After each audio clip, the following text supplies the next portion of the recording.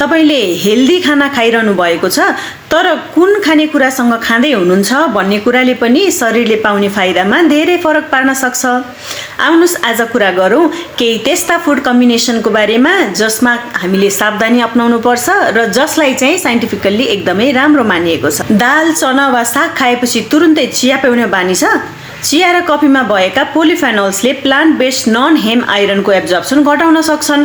अर्थात् आइरन भएको खाना खाँदै हुनुहुन्छ तर शरीरले त्यसको केही आइरन कम एब्जर्ब गर्न सक्छ। विशेष गरी आइरन डेफिसियन्सी भएका व्यक्तिका लागि आइरन रिच मिल र टी कफी बीचको अन्तराल अलिकति हुनुपर्छ।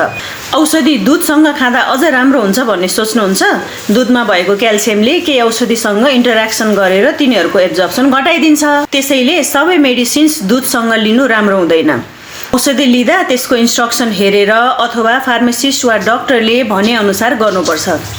मोमोमा एक्स्ट्रा चिल्ली अनि सँगै धेरै ओइली फुड स्वाद त जबरजस्त, तर पेटलाई धेरै स्पाइसी र फ्याटी फुडले केही मानिसमा हार्टबर्न, एसिड रिफ्लक्स वा इन्डाइजेसन बढाउन सक्छ। विशेष गरी यस्तो खाना खाएपछि तुरुन्तै सुत्दा समस्या अझ नोटिसेबल हुन सक्छ। जिब्रोलाई मन परेको कम्बिनेसन पेटलाई पनि मनपर्छ भन्ने हुँदैन। अनि दाल र कागती, चना र टमाटर सँगै खानुभएको छ?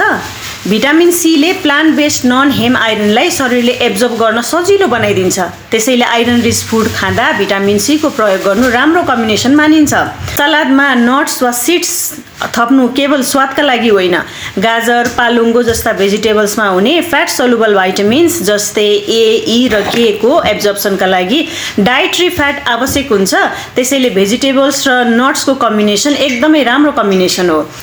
दहीमा लाइभ कल्चर्स प्रोबायोटिक्स हुन्छन् जबकि फलफुलमा फाइबर हुन्छ।